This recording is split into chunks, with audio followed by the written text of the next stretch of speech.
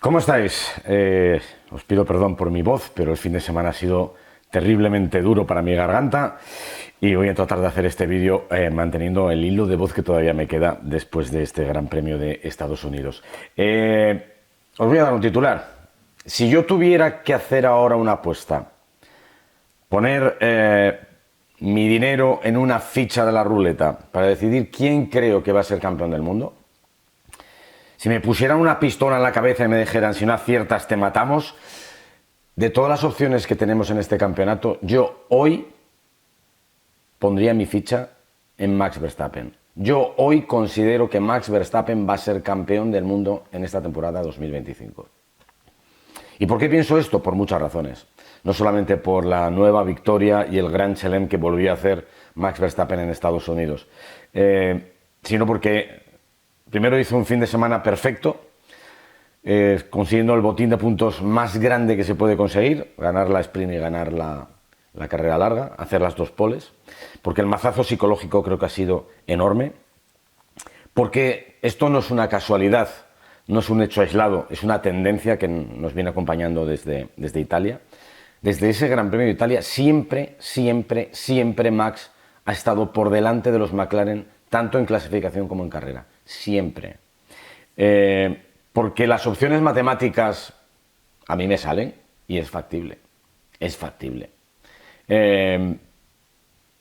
Por la actitud, Max definitivamente, y se le ve en los ojos, se le ve en la mirada, se le ve en el lenguaje corporal, está en modo caza, modo cazador. Y yo creo que Max está convencido que va a hacerlo.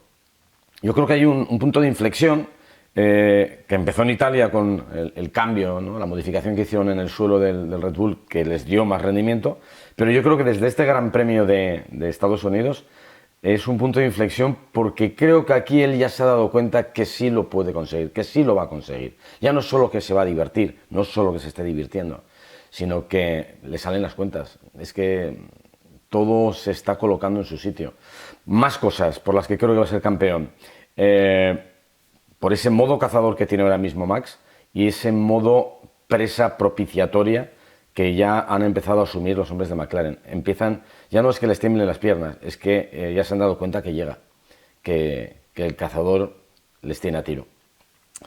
También por la guerra interna que hay dentro de McLaren, eso va a favorecer a Max Verstappen, porque al mismo tiempo que tienen que vigilar a Max que viene, se tienen que vigilar entre ellos, entre Oscar y Lando, porque ellos también tienen presuntamente opciones de ganar el Mundial, pero solamente va a ganar uno y ninguno de los dos quiere perder. El problema, y esto creo que lo he contado en directo, esto es como los ciclistas, cuando vemos una escapada que van dos ciclistas escapados en el Tour de Francia en un puerto y llega el momento en el que se acerca la línea de meta, estás a 1 kilómetro de la línea de meta y el pelotón viene cerca, pero nadie quiere tirar. Nadie quiere cometer un error, tienes que vigilar al que está al lado, tienes que buscar tus oportunidades para poder batirla en los últimos metros. Y entre que uno se decide y el otro se lo piensa, llega el pelotón y les coge a los dos y pierden la carrera.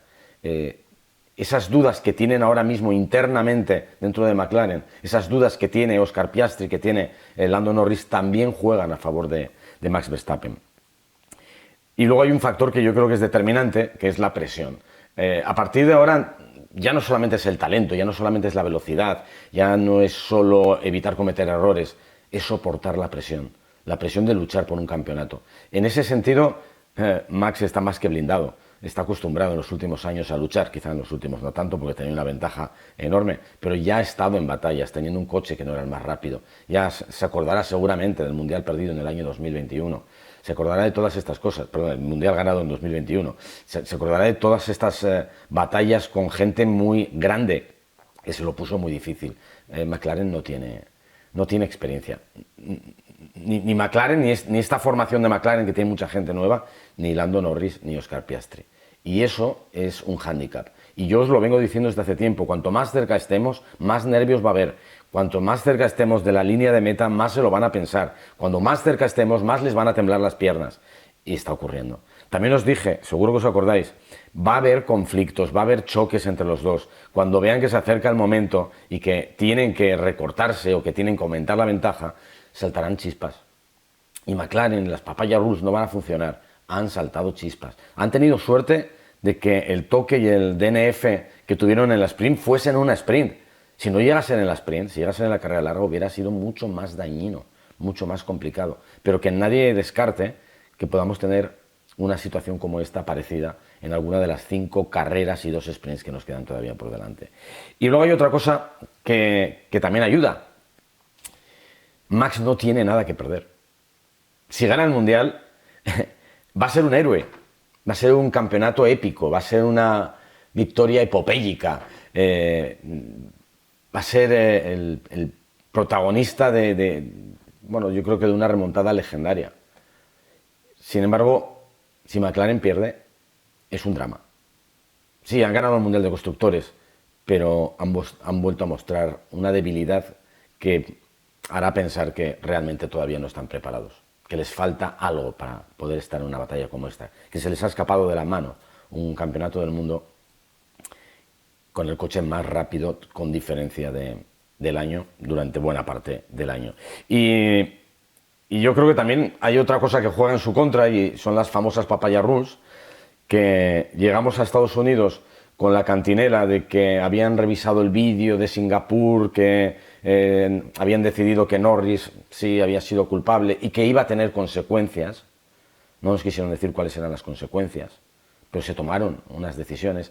Se ha rumoreado por ahí que las consecuencias podrían ser que a partir de ahora, de aquí al final, Oscar Piastri tendría preferencia a la hora de salir a pista en las clasificaciones, cuando salir, elegir el orden.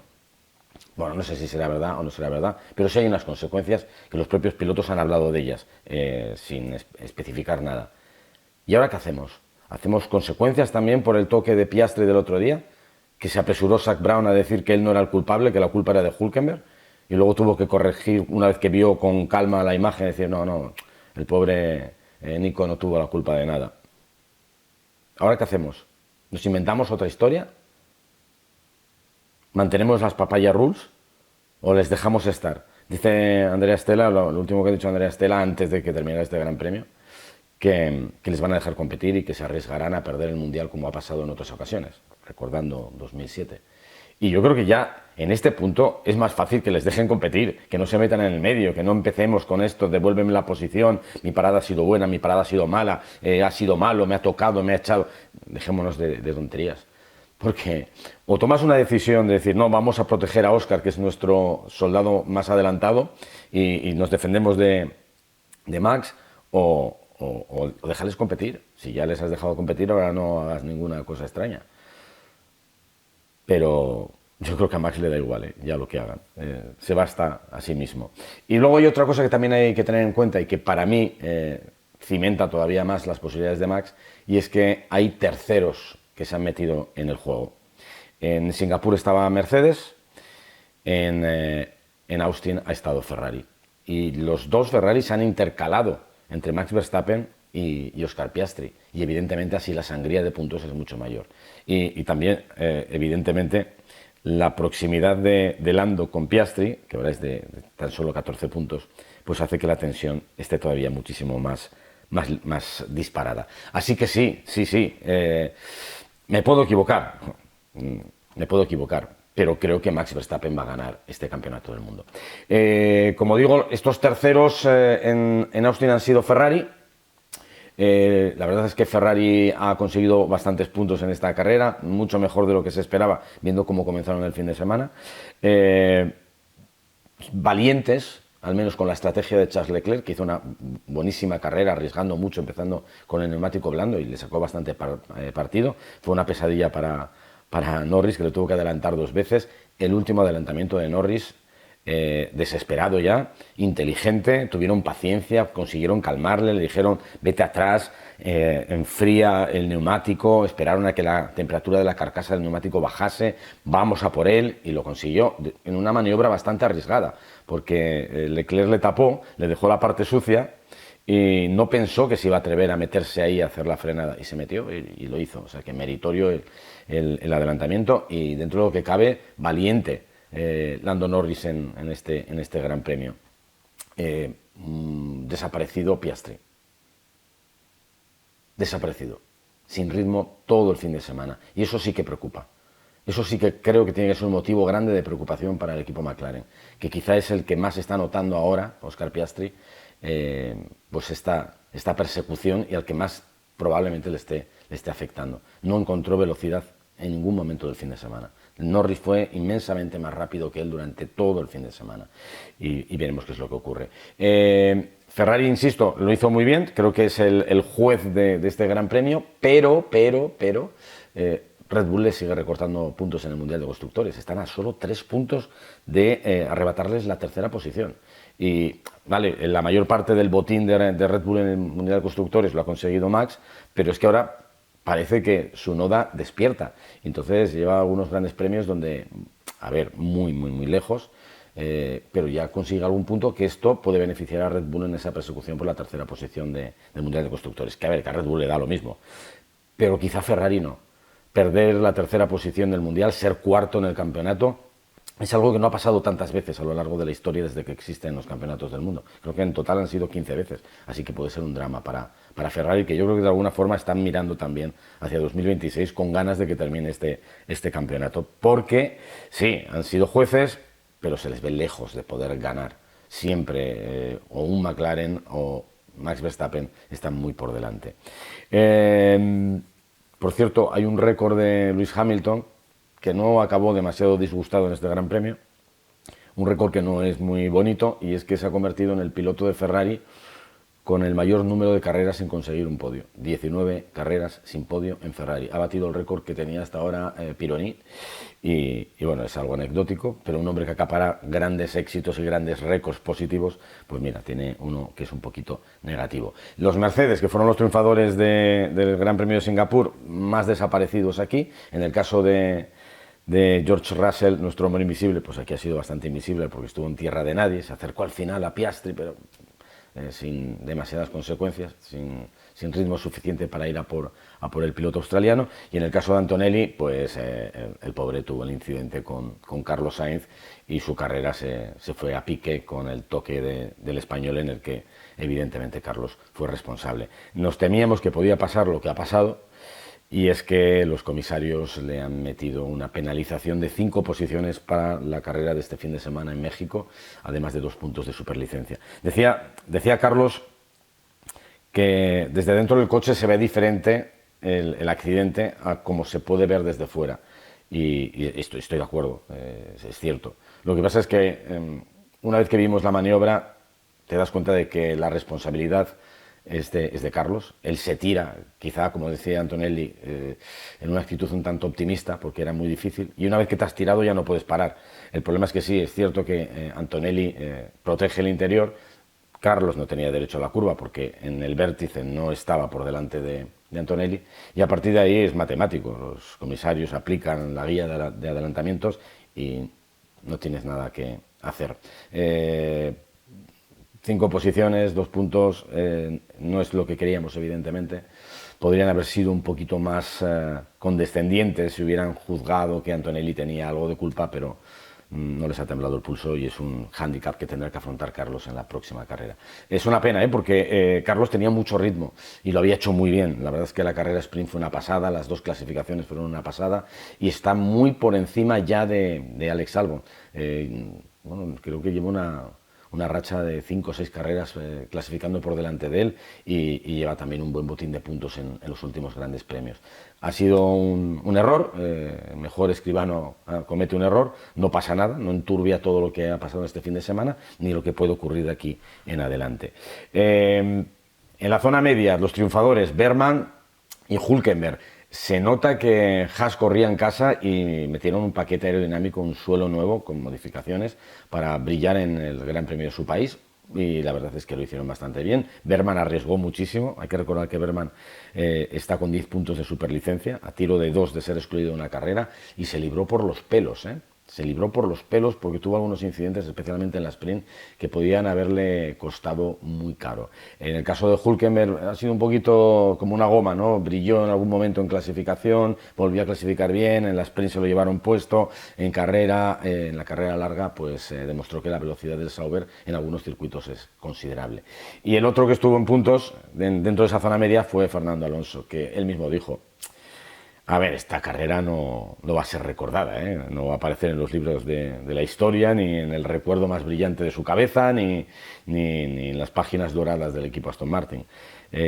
Siendo honesto, y creo que Fernando lo fue, terminó en el borde de los puntos luchando con Lawson y teniendo en cuenta que habían abandonado dos coches que presuntamente tenían que haber estado por delante de él. Bueno, abandonando Carlos y quedándose muy retrasado Antonelli. Con lo cual tiene mérito porque si era el octavo, noveno coche el equipo Aston Martin, pues consigue meter en clasificación ese coche verde en el top 10 en las dos ocasiones, pero no es evidentemente lo que Fernando quiere, que solo piensa, igual que yo creo que Lewis Hamilton, en que termine este Mundial cuanto antes para empezar a ver qué ocurre en 2026 y si la historia puede ser bien diferente. Lo dicho, Williams desastre, Carlos error, Albon sin ritmo, y no quiero despedirme sin hablar de lo que ocurrió en Alpine. Alpine es el último equipo, lo volvió a ser aquí, pero tuvieron una batalla interna un poco extraña, porque están Gasly delante, Colapinto detrás, y tienen a Bortoleto justo detrás de ellos, con más velocidad y con ruedas más frescas. Y se ve que Colapinto es mucho más rápido porque tiene también un juego de neumáticos más fresco que el de Gasly, y le dan la orden de no adelantar a su compañero. No lo entiende Colapinto, sobre todo porque ve que tiene a Bortoleto justo detrás respirándole en la nuca. Y dice, pero es que si no paso yo, me va a pasar este, nos va a pasar a los dos. Y ni corto ni perezoso, Colapinto, que todavía está esperando que comuniquen, y estaba previsto, y digo estaba porque no sé si cambiarán las cosas, parecía que estaba previsto que anunciaran su renovación para 2026 en el próximo Gran Premio de México, ni corto ni perezoso, una vez que le han dicho que no adelante, va y le adelanta en la frenada de la 1, además con una batalla bastante intensa porque estuvieron muy cerca de tocarse. Adelanta Gasly y se va, demostrando que tenía más ritmo. A ver, alabo la actitud de Franco Colapinto desde fuera, desde mi posición de narrador y aficionado a la Fórmula 1, pero claro, desde la posición de un team principal del equipo Alpine, igual no le ha gustado demasiado que Colapinto haya desobedecido. Es cierto que yo creo que Alpine se equivocaba con la orden que le lanzan a Colapinto, pero bueno, tenía más velocidad y el argentino quiso demostrarla y quiso demostrarle a los que tomaron esa decisión que estaban equivocados. No sé si habrá consecuencias, eso es lo que habrá que esperar a ver qué ocurre. Por lo demás, la carrera estuvo bien, quizá un poco más aburrida de lo que podíamos esperar, teniendo en cuenta lo que pasó en la sprint. Y volvemos a lo mismo, Pirelli intentó hacer algo para que hubiera un poco más de picante, eligiendo un compuesto duro que era 2 pasos más duro que el medio, pero no funcionó, porque todo el mundo lo que hizo es quitarse de medio el medio, nadie quería el medio, y consiguieron ir a una estrategia de una parada con estos neumáticos utilizando un medio y un blando, la mayoría. No es poner 2 compuestos más duros, porque al final los equipos van a hacer lo posible para no utilizar el neumático que consideran que es muy lento. Hay que ir a compuestos más blandos. Necesitamos ir a compuestos más blandos y que haya drama de degradación y que la gente tenga que ir a estrategias de 2 paradas, porque si no, todo es un poquito más aburrido. En cualquier caso, no tenemos tiempo para respirar, no hay tiempo para lamerse las heridas, no hay tiempo para festejar las victorias. Gran Premio de México está ahí a la vuelta de la esquina y yo no sé, ¿seguirá la tendencia? Tiene toda la pinta de que sí, de que va a seguir la tendencia. Así que continúa la caza, continúa el tembleque de piernas.